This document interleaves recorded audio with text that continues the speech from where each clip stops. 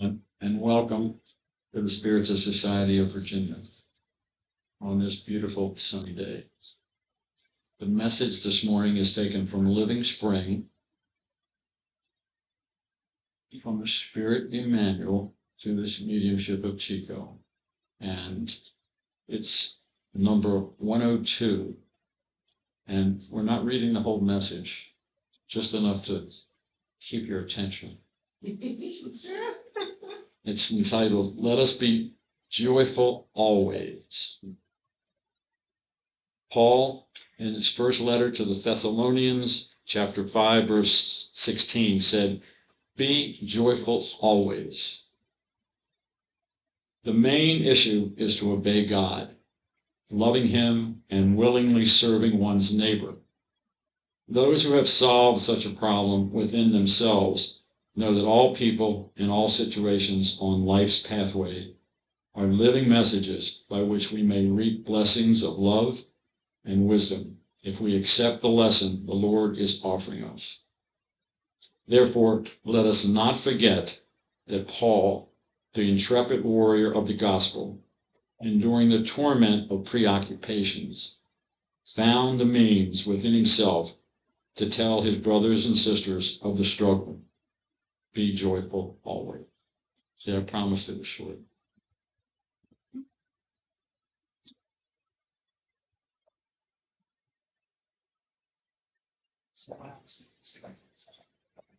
Okay, before a mini quiz, let's pray, huh? To see if we're going to answer the quiz. Yeah. Let us. Prayer is not a ritual. Prayer is when we're talking to God. So we feel God first. Thank you, God, for we are here. You give us life. We exist because of you, and we love our lives. The learning, the progress, and the joy of living. We feel the presence of the spirit directors of the Spiritist Society of Virginia and their loving care. We feel the presence of the spirit doctors, nurses, and therapists who come here to strengthen us, to guide us, to protect us. But we cannot begin this therapeutic meeting without visualizing your messengers of love, bringing healing medicine for the mind and the bodies of everyone who has their names in the book of prayers. We wish that every person finds your presence and the solutions for their problems, new resolutions for new beginnings. And with deep gratitude, certain of your guidance and protection, we thank you for your permission, granting us the opportunity to be here. And so be it. So be it. Okay. So, let's ask this question. Mr. John read a message by Emmanuel that says that, what does it say, John? That, and then says to feel the joy we need to obey God. Do we obey God? I feel hesitation. Let's go deep inside. Those who obey the parents obey God. Do we obey our parents? Who does obey the parents? Uh-oh. More or less, right? Like this. Like this, like 20%, 40%, 50. Oh, Julia, 100. Good job. Do you make your bed every day, Julia? Almost every day. Sometimes. Good. Majority of times, Virginia? Good. Yes. Who obeys the teachers doing the homeworks? Yes, you do your homework last minute, 5 minutes before class begins. Yes, right? Is that how it is? Like 5 minutes before class begins at school? Right? Some people do that. Right? Some people do that. Right. You see, how do we know if we obey God? By obeying the laws of our country, by obeying the laws of our household, by complying with the law of love. What happens if we don't? I'm gonna say in one expression, inner void. The rest Carol is gonna explain to us. Carol is gonna explain to us. She's a very obedient daughter of God in this life.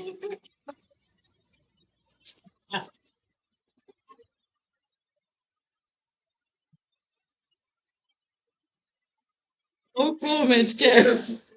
Let's not disclose any further, right? We're not gonna say anything. Huh?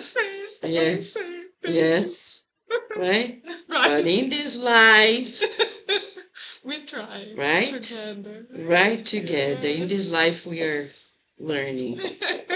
Miracles happen. Okay, so let's just double check. I know it's we have to share the one that is already open. Yeah, this one. This one, and then we'll switch to the This one planet. What about this Right. planet? Yes. Okay. Uh-huh. Let's Thank see you. what happens when we don't obey God. Oh my gosh. Oh my gosh.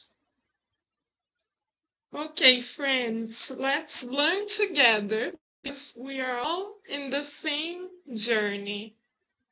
The mentors of the Spiritual Society of Virginia today have allowed us to share an account, a real life account of someone very, very dear to our hearts who experiences the inner void. So we are going to share this real life account that is very dear to us. Okay? This wonderful, lovely young girl lived in Brazil. Okay? And she was only 14. And we highlight, neon highlight, 14. She was only 14 years old when she was invited by friends who were not really her friends, those type of friends that said to her, come on, let us have fun together. Oh yeah, let's party. Come on, let's try just a little bit of alcohol, just a sip. It's so much fun. Look, the class is so colorful and we're gonna look like adults and so fancy. If we do it, just do it, just do it. And they kept saying to each other, let's do it, let's do it, let's do it. What happened? She did. And there was no turning back. At the age of 15 years old, she went into alcoholic coma. And she became dependent on alcohol fully, to the point where she could barely finish college, because often her colleagues from college had to carry her out of the classroom, because every time there was a break, you know how there are breaks for changing classes in college? Every time there was a break, she would go to the bar next door and drink and drink and drink and drink, to the point that she had to be carried from one classroom to another and to her home. Fast forward a few years, she found someone, she got married, okay? But because of alcohol, she had fits of rage, to the point where she would hit everyone surrounding her, including her husband. She later got pregnant, and she kept doing what? Drinking, drinking, drinking, drinking.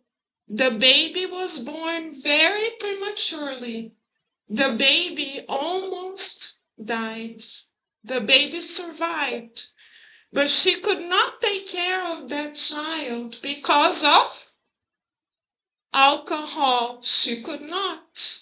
So the child's grandmother had to step in and take care of her. And the daughter, at 5 years of age, had to help her mother get out of bed because her mother couldn't get out of bed on her own.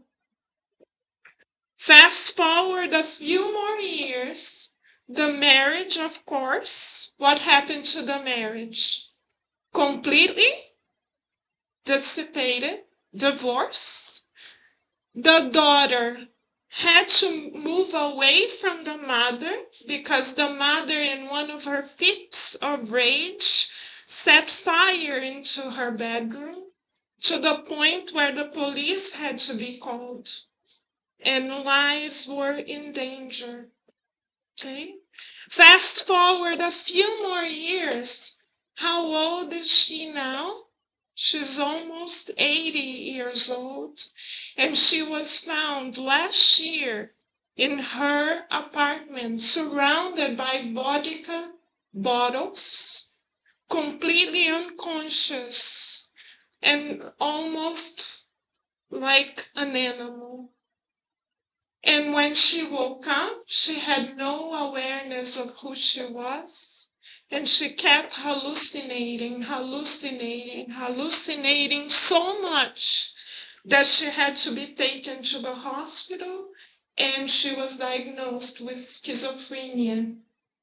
And now she depends on the medicine, schizophrenia medicine, to be able to be lucid.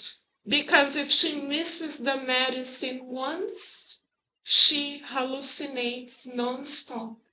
And she has completely lost track of reality.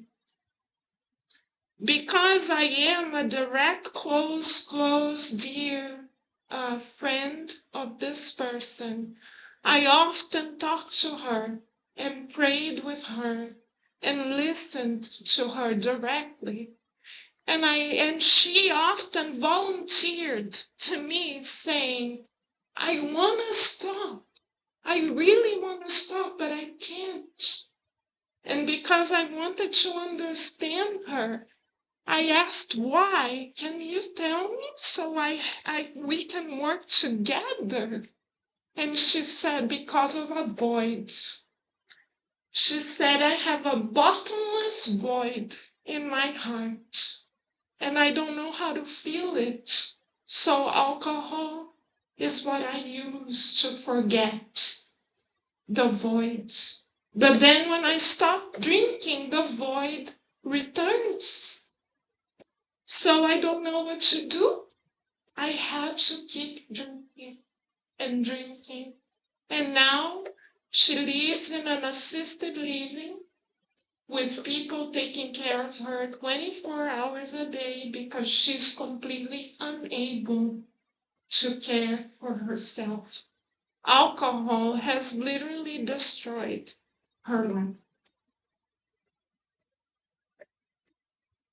Based upon this true story, knowing that the inner void is real and that alcohol is one of the most destructive forces in our planet, we will now listen and learn from Humberto de Campos, who is going to bring to us the spiritist view on this free poison, alcohol.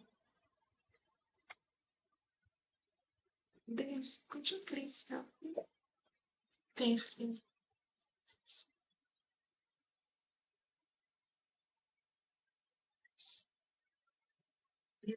Hopefully it will work.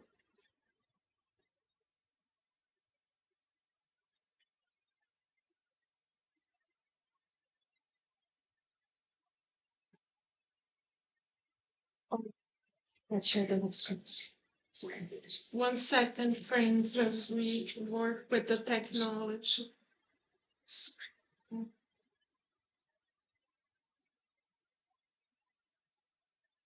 Share this way. Is it visible screen?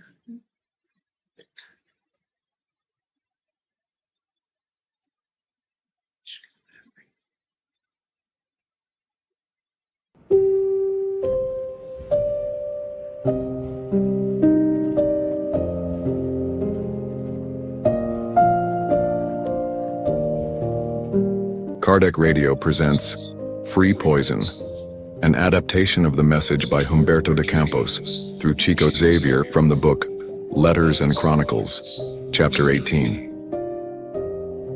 When a snake appears, it's met with fear and defense. Sticks, traps, fire, even gunfire. Everyone is alert. Children scream, housewives guard their homes, city services take action. But alcohol, this ancient destroyer of lives, roams free. Disguised in elegance, it's welcomed as a guest of honor at our celebrations. It flows without shame. From ministers to outcasts, it ruins families, shatters dreams, fuels sickness, and fills mental hospitals. Dare to speak against it at a luxurious banquet, and you are mocked, or worse, treated as mentally unwell. Madness, it seems, is less offensive than truth. No need to write about rum or vodka. The poison writes its own story, etched into the lives it destroys. If public opinion truly listened, it would invite not just the experts, but also the victims. Those struck at home, those who watched loved ones fall into madness, those who suffer in silence, and the doctors who try to heal the damage. We, spirits who have left the body, can scarcely describe its full horror. Words fail before this cup of calamity. According to an old legend, after the flood, Noah planted the first vineyard. A vineyard. Its fruits will be sweet. Its juice, wine, will bring joy and rest. But the spirit of darkness appeared, asking insolently, "I demand to be your partner."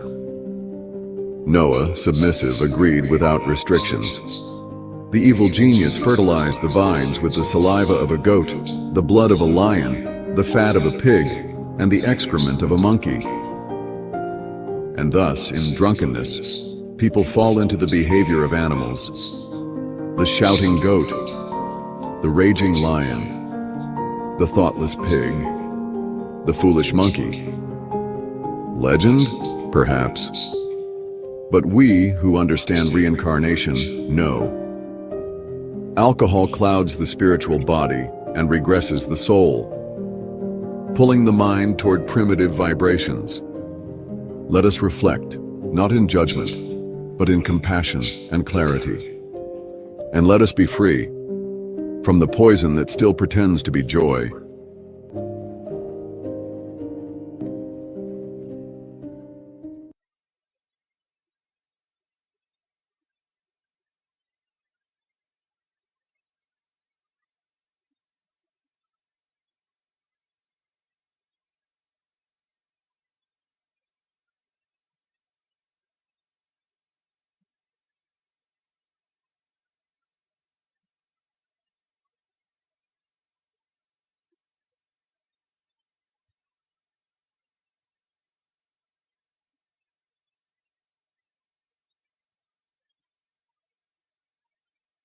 So friends, unfortunately, the life that we just described to you, the real life account that we shared, is not the only life that is destroyed. As Humberto de Campos shares, this poison that pretends to be joy destroys many millions of lives. We recently read statistics by the World Health Organization telling us that every 6 minutes someone dies from a death caused by alcohol. So it's 3 million deaths a year caused directly by alcohol. How about spiritually? Through the spiritist science, we learn that drinking any amount of alcohol, small or large, doesn't matter how much, is an open door to spiritual vampirization, leading to indirect suicide. As we see in this picture by Projeto Imagem, taken from the book Sex and Destiny by André Luiz through Chico Xavier, we see Claudio, a very sophisticated man, saying to himself, "Oh, I just want to relax. I'm home. I can do whatever I want. Just want to relax. So I'm going to have a drink." The minute he grabs the glass, spirits, vampirizing spirits approach and literally say to him, "Drink more, drink more." And others come and say, "Now it's my turn, now it's my turn." And they literally suck vitality out of him. We are not exaggerating. We wish we were, but we are not. They literally suck vitality out of him, killing him indirectly, but out of his own choice. This is why it is indirect suicide. And this alcohol addiction opens door to sexual addictions as well, to the point where he commits incest because he's out of his mind, literally. So alcohol can open doors to more madness, more so than we can imagine. How about material science?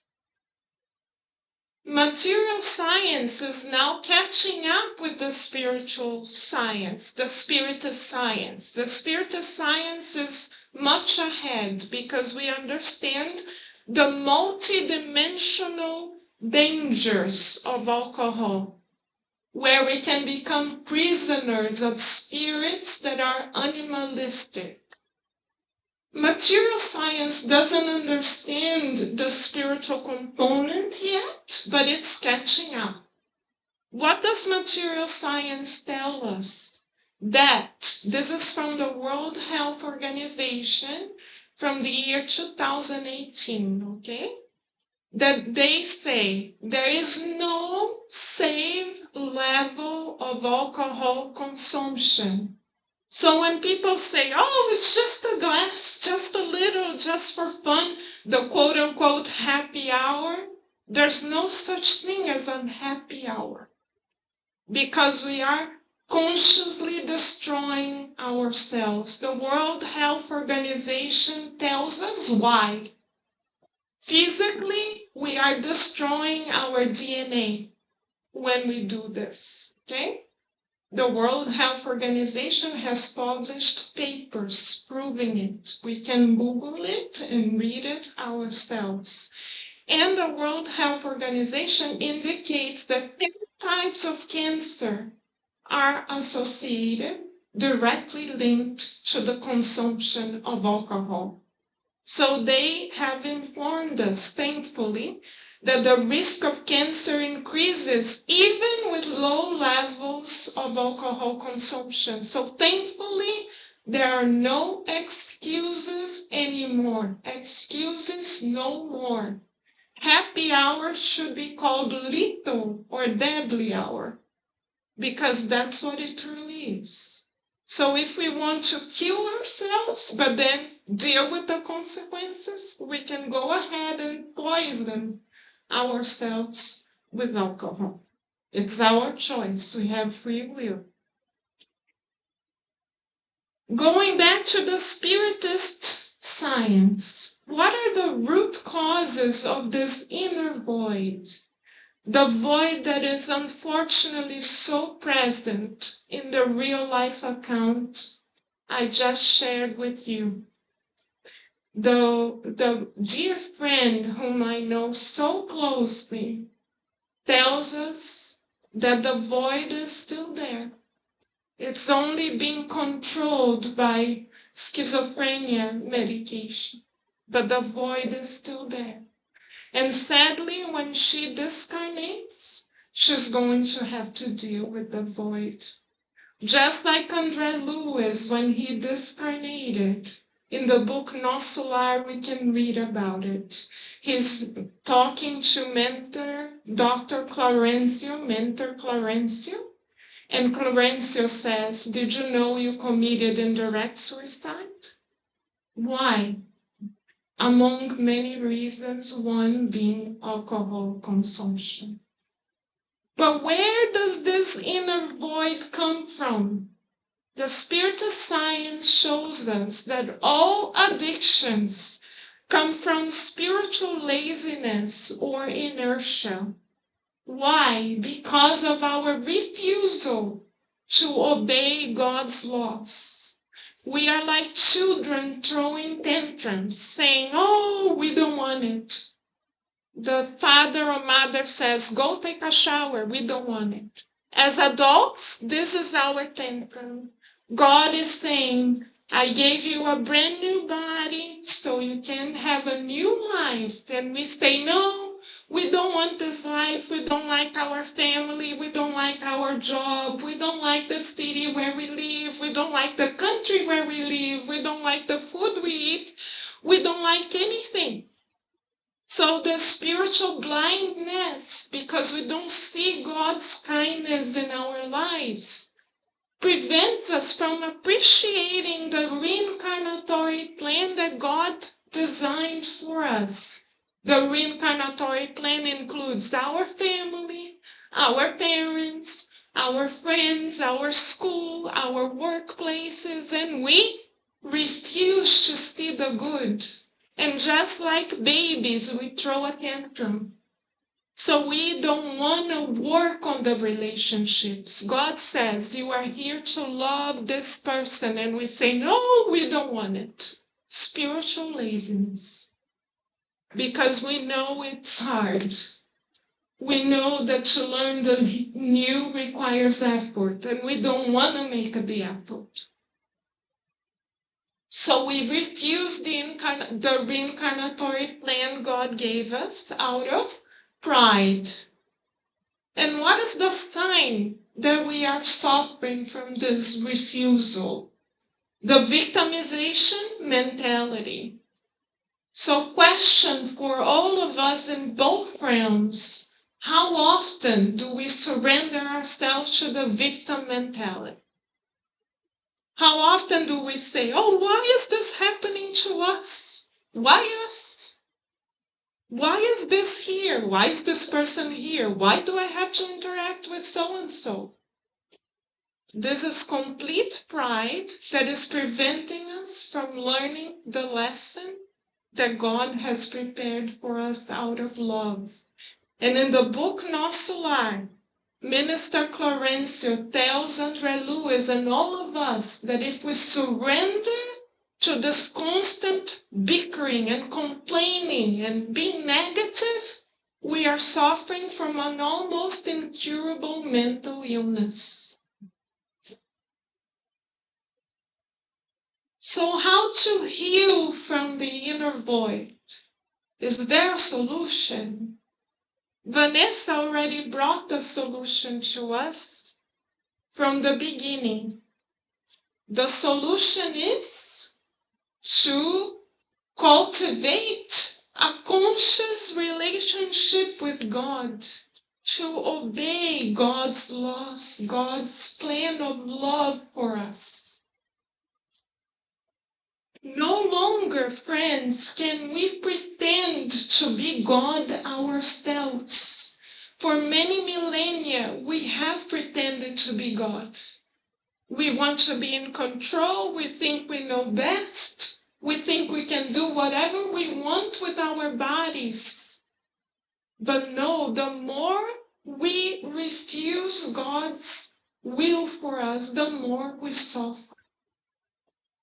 So, question for us: how is our relationship with God? And how do we cultivate it? We can cultivate it through our thoughts, feelings, words, and actions. This morning already we talked to God. How do we talk to God?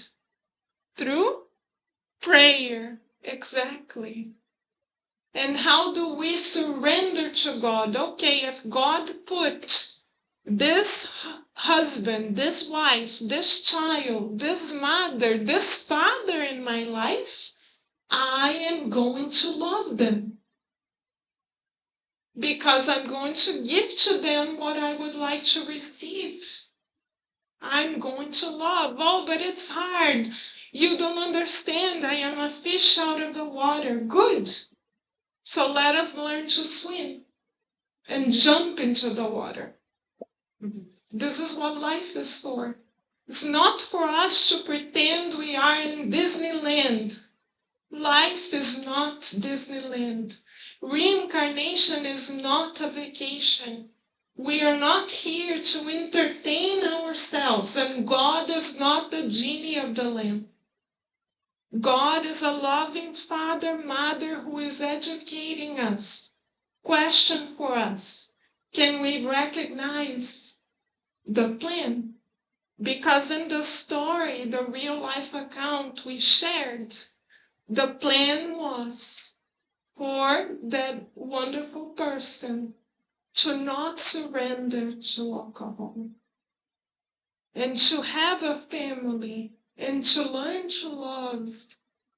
But one choice derailed everything. Because why? Because she didn't have God.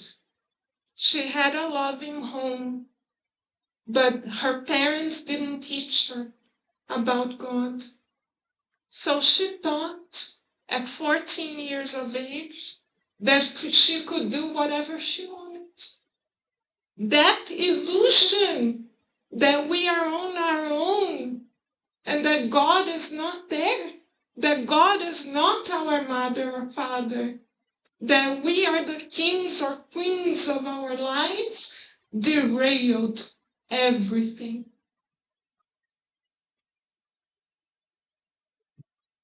So what do we have to do? What's the solution in our relationships? If we want to be loved, then let us love others more. Rather than seeking my pleasure, my entertainment with a glass, a beautiful quote-unquote glass of whatever it is, I am going to choose spending more time with my family, reading, learning, doing volunteer work, hugging my sister or my brother, doing acts of kindness. Then we say, nobody understands us. But if we want people to understand us, then we have to practice being more understanding. The problem with all of us in both realms is that we revert the formula of life. We think that others are here to supply to our needs. But God invited us to this new reincarnation so we learn to serve others. So how can we fill the inner void? By loving more. So when I see my mother, my father, my child coming to me, instead of saying, oh, I'm so tired, I have worked all day, I'm going to say, thank God, I have this person right in front of me. Let me give them my attention. I don't need to give them money. I don't need to take them on 30,000 vacations. But I need, for my own spiritual sake, give them my heart, my love, my presence.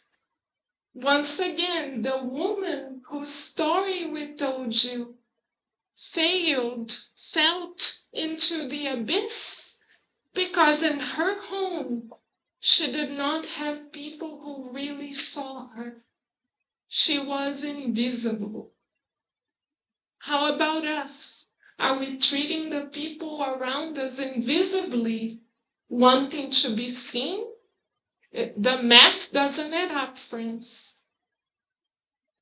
So if we want to be appreciated, the divine math says, let us appreciate others.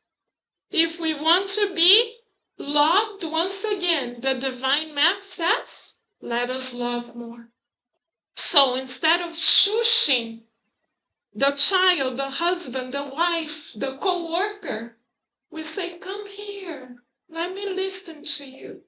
Let me spend time with you. Let me look into your eyes.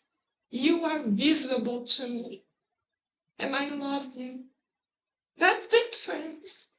Very simple, and yet we run from it. And why is this important? Because you and I, all of us, in both realms, have reincarnated to make profound transformations. And this can only take place, not says us, but says God, divine law, through the law of society.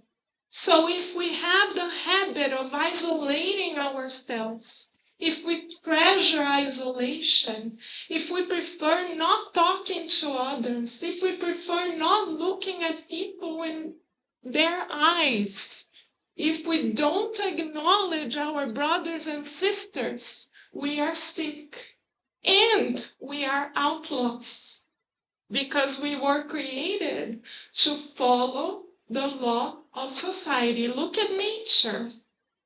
There isn't one flower that blooms by herself, right? Look, they're always working collectively. If nature, plants that have no reasoning do this, friends, we who are intelligent beings must do it too. So we are not here to fulfill our whims. We are here to fulfill God's will. So to boost our inner transformation and healing, what can we do? Says Emmanuel in chapter 10 of the book Taught in Life through Chico Xavier. We must, he says. It's not a choice. It's not we can, maybe. Sometimes he doesn't say that. He says we must seek the good. So once again, the same scenario. A person comes, can be at work, can be even in traffic, can be at the supermarket. Instead of saying, oh, why is this person talking to us? Not again. They always come and they always talk and they always say the same thing. Instead of acting like this, how do we seek the good? We say, hooray! It's an opportunity for me to practice kindness, to practice patience, to practice understanding. Wow, God really loves us. Thank you, God. And we say, hi, friend. Hi, coworker. Hi, sweetheart. And we listen. And we feel good because once we invite that person into our hearts, we are able to see how beautiful they are. We recognize God in them. We say, wow, they have a beautiful smile. Wow, look at their eyes, how beautiful they are. Oh, look at how kind they are. Oh, look at that word that they said. Oh, that's beautiful. We learn to admire the person. And so because we learn to admire the person, we visualize the good in them. We say, instead of shushing them away, we already visualize ourselves saying, oh my gosh, can't wait until next time we meet.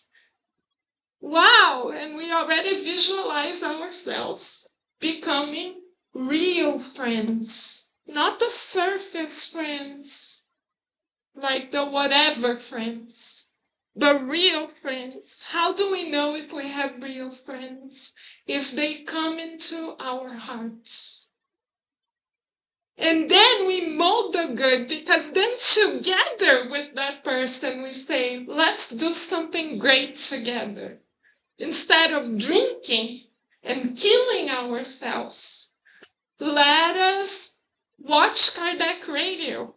Let us do peanut butter and jelly sandwiches. Let us say a prayer. Let us read together. Let us come to the center. Then all of these ideas come to us. Because we have made the decision to seek the good. So this is how we heal the inner void. The wonderful person whose story I told you didn't learn this. When she does, she's going to fly high. I'm pretty sure. Jesus has fantastic plans for her, as he does for all of us. So I can already see her flying high. But how about us? Unlike her, we have this knowledge. Question is, what are we going to do with it? Let us allow the one and only Master to inspire us, shall we?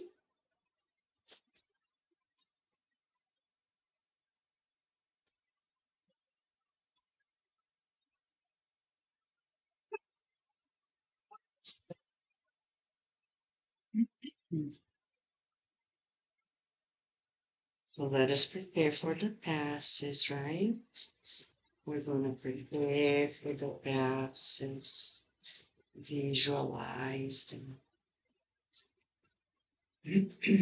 The love of God. At each breath, as we breathe in and out, we feel so grateful to you, God, for life, for the teachings of Spiritism that give us new meaning for our lives. We rejoice in your unconditional acceptance, approval of ourselves.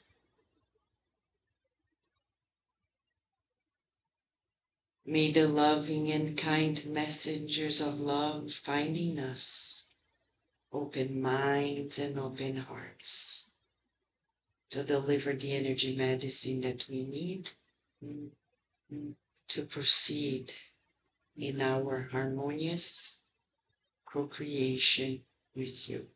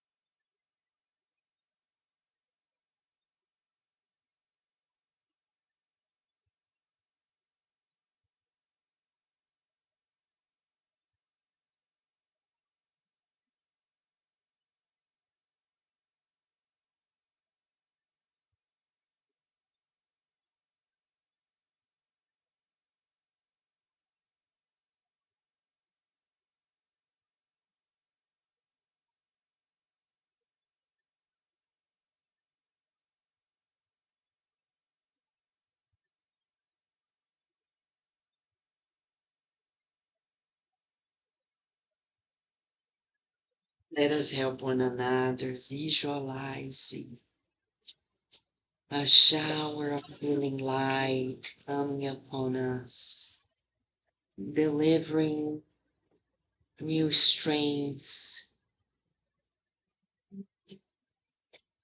encouraging us to inner peace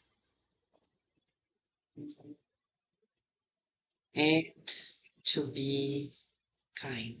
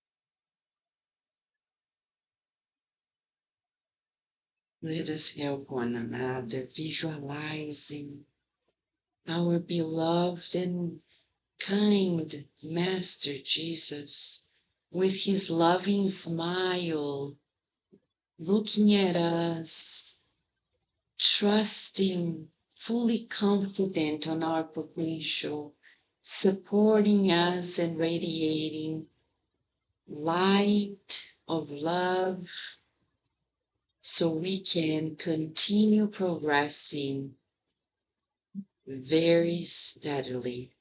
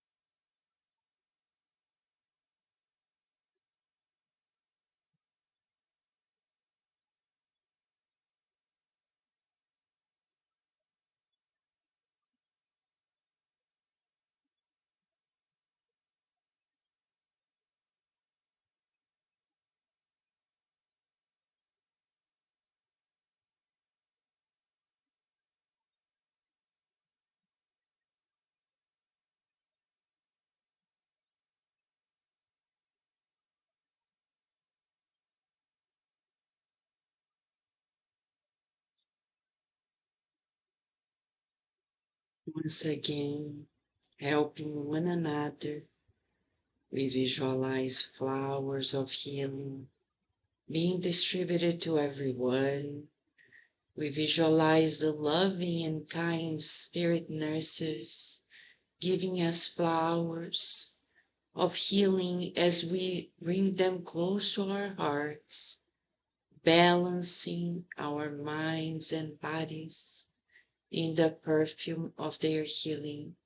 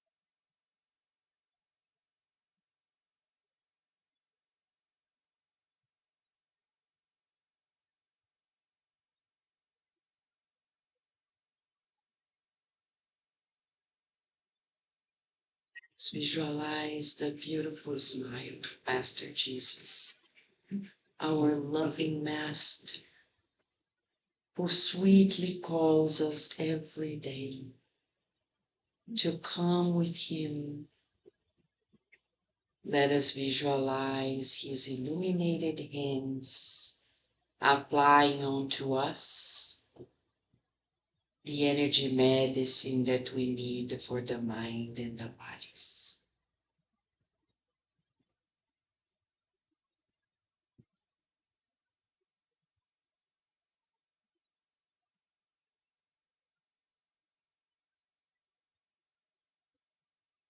As we breathe in and out these wonderful, peaceful, harmonious energies, we thank you, God, for giving us this day, a day of learning, a day of serving. May we, everywhere we go, we find you in everything and in everyone, respecting everyone in their lives and their choices, as we want to be also respected in our lives and our choices. We pray for friends who are traveling and couldn't be here, for those who are recovering and certainly are receiving the visit of your messengers of healing, applying onto them the energy medicine that they need. And we visualize our homes being visited by you, protecting us from ourselves. May we feel today the presence of the Spirit teachers leading us into new understanding as we seek the good, looking for the good everywhere. Thank you, dear Lord of life. Thank you, Master Jesus. Thank you, Spirit friends. We love you, God. With your permission, we close this therapeutic session, trusting that we'll stay connected with you forever. And so be it.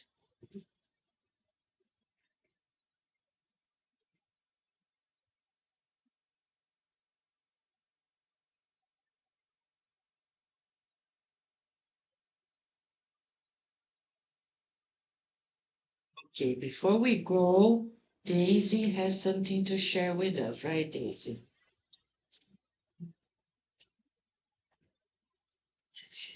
Okay, so friends, we start with two announcements. First, parents. And as you know, we are in a little break for our children and teens lessons inside, but we will be back on September 7th. So as we usually do, there's a registration that you have to complete. So we will put this in the back after we're done. Here you're going to read, there's a required orientation that will ask all parents to come on September 7th. I'll arrive a little bit earlier at 10. We'll do a short orientation before that. And we will talk more about the rules and regulations, but you can also read here. So children are invited to be respectful inside, to have a positive attitude, and more than 3 unexcused absence will result in they not being able to continue the lessons. And we'll talk more about this once you come to the orientation. But please complete it, the name of your child, the information that is here. And then we will share an email about the orientation too as we get closer. And then the second announcement is for our homeless service will be this month in particular. We have 5 Saturdays. So we're going to be in Washington, D.C. the 4th Saturday of the month. I believe it's the 23rd. We'll be there.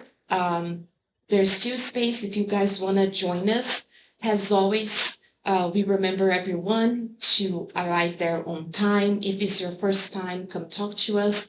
There are a few also items that we have to go over with you. But the most important thing, friends, being there presentially is an excuse, quote unquote. The food is an excuse. The most important part is the spiritual service, because as we are there thinking it's so simple, we're just offering food, the spirit mentors are there in the park rescuing their spirits, helping, and we see this in the mediumistic meeting following up that week. So it's a work in 2 realms, but the spirit mentors need us to be there to pray, to open doors, and we know they love it. They come to the prayer table, they talk to us. So everyone is welcome, children are welcome.